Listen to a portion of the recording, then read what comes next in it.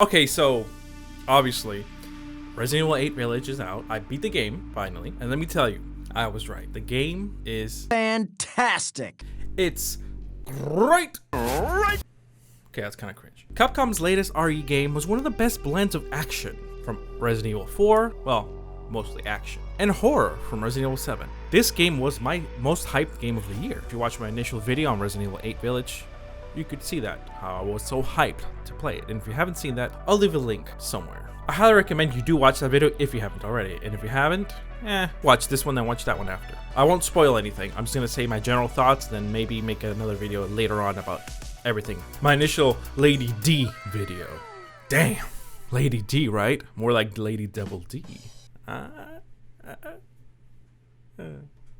So Resident Evil 8 Village was a spectacle that had me going from beginning to end. The narrative was fantastic. It really had some crazy shocks and turns that I did not expect, and I don't think most people expected.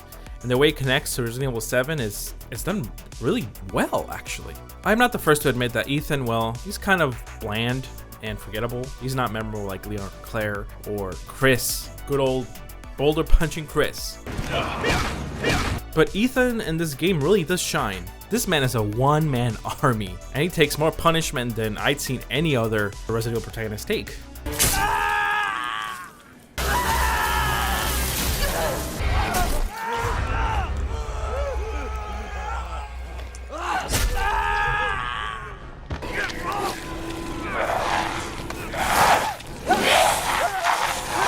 Jesus, somebody give that man a finger or a hand.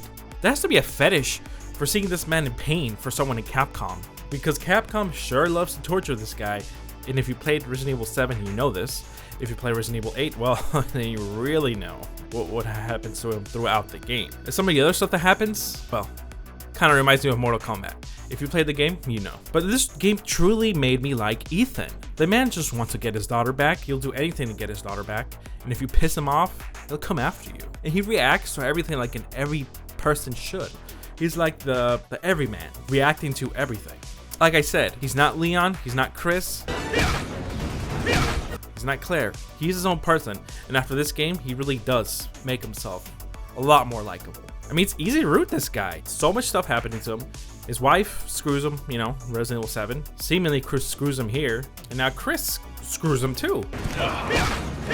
So everybody's screwing with this guy, and yet he still does not give up. He's relentless. He's like a force of nature. He just doesn't stop. Even when he gets his ass kicked, hand cut, bitten, doesn't matter. He'll never stop coming. So I can truly say, Ethan Winters, I love this man. The story is really unique, very different from 7. You have multiple bosses to deal through. Apparently, all we thought is Lady D was the only real boss, or the main boss, besides Miranda, of course, but nope, she's just the first boss. There's more people to deal with than just her. Unfortunately, or fortunately, depends on who you ask. What I really do like about this one is that there's a lot more variety. Resident Evil 7, you're pretty much stuck in a manor the whole time. Yeah, you go to other areas, but it's pretty much like 3 locations. Here, you have multiple locations. You backtrack with upgrades, and you come back to unlock new areas or items. So that's always nice. I always did like backtracking because you get to explore areas that you didn't explore before because you didn't have a certain item required. A lot like Metroid games or Metroidvania games. And there's a section where you can't even use weapons. Your weapons are taken away. And it definitely, if you play the game, you know what section I'm talking about. But that section was probably the most horrifying section in any Resident Evil game I've ever played. But it just depends on preference, because you might not be affected by it, because others might not have been, but I certainly was. It was... I mean, this game is supposed to be survival horror, right? What's worse than having everything taken away? You have nothing. As great as narrative I thought was, it also had some weak points. Like, I wanted to know more about Lady Dimitrescu, more about the daughters, more about the other lords. And you get some backstory through lines of the game, some diary reads, which I read all of them. But I still wish we saw more. But again, there's so many of them, you can't really flush it, you know, you can't really flesh them all out easily as well. But I mean, with what we got, I am happy. I just wish we had more. Like the 3 daughters of Lady D. I can't tell them apart. I don't know what their differences are. They have different names. They look slightly different, but to me, they're the same, and all those encounters are pretty much the same. Little things like that, but that's more like a nitpick, so it's fine.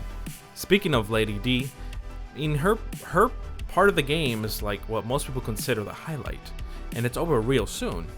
Unfortunately, the marketing made it seem like she was much more of an important character, but in reality, she's just the first real boss out of more.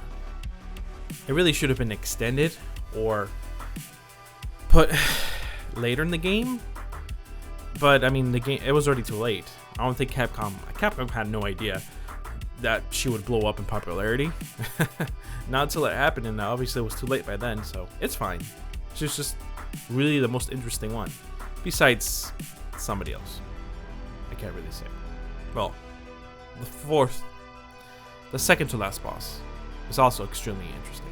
And it's really a shame that the other lords don't get as much story, because some of them are really interesting and weird. Like just this disgusting one that I really felt bad for, like really bad. I was like, man,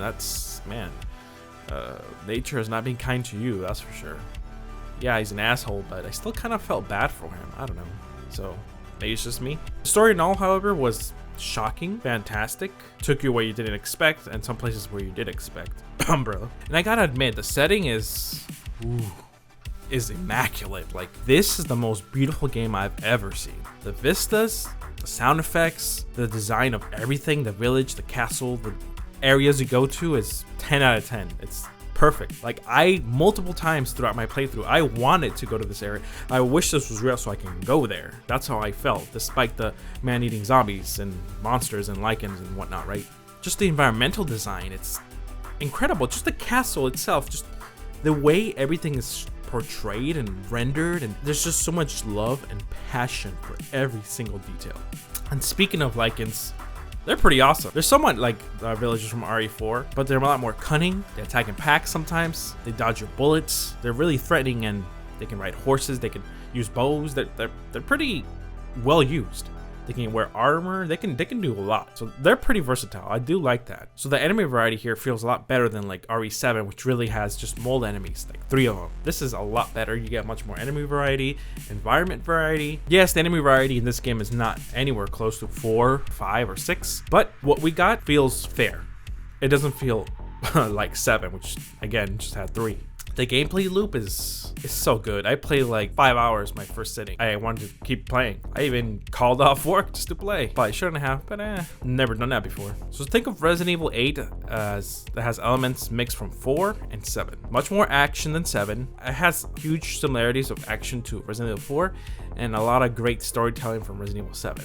It's a almost perfect mixture of both. You have a lot of long fights with lichens and enemies in houses, caves, dank, dark, crowded areas. There's always enemies lurking about, trying to take a finger or two from you. And the weapons feel really satisfying. Responsive, loud, they pack a punch. And, you know, it's what you would expect, right? Like the ammo was scarce, not too scarce. Like obviously before a big boss fight, you always get ammo. If you explore, you get rewarded, you know, with treasures and all that stuff. But I felt like even on normal, the game felt a little easy. Compared to 7, I feel like 7 felt harder than this one. I can't wait to replay this because there's a lot more content than 7, not as much as 4, but still a lot more than 7, so the replay value is extremely high, higher than it's been in a while. And I tried to do everything in my first run, find every single treasure, make every room blue, which means it's been explored, so it has to be blue. I always try to find every single piece of treasure. I look everywhere like a madman looking for a little shiny glint so I can shoot it. So I try to find every single piece of treasure like Resident Evil 4 so I can upgrade it, so I can sell it to the Duke. Who's the Duke, you might ask? Been waiting for you, Mr. Winter.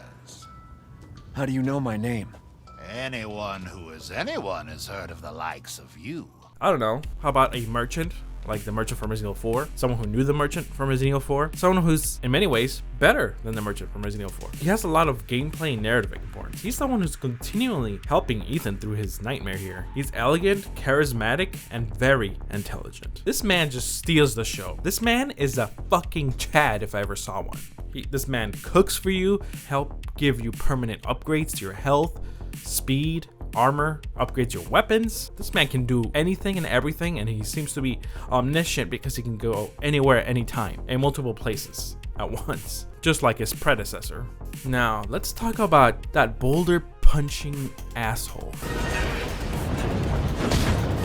Heisenberg. Yeah, I'll say his name. Heisenberg is awesome. In all, Resident Evil 8 was fucking everything I wished for, and then some. Yes, there were some hiccups here and there, like some of the late stage enemies, but it kind of felt samey, and the little crowded labyrinthine design of the last dungeon basically. The last realm to explore was kind of eh.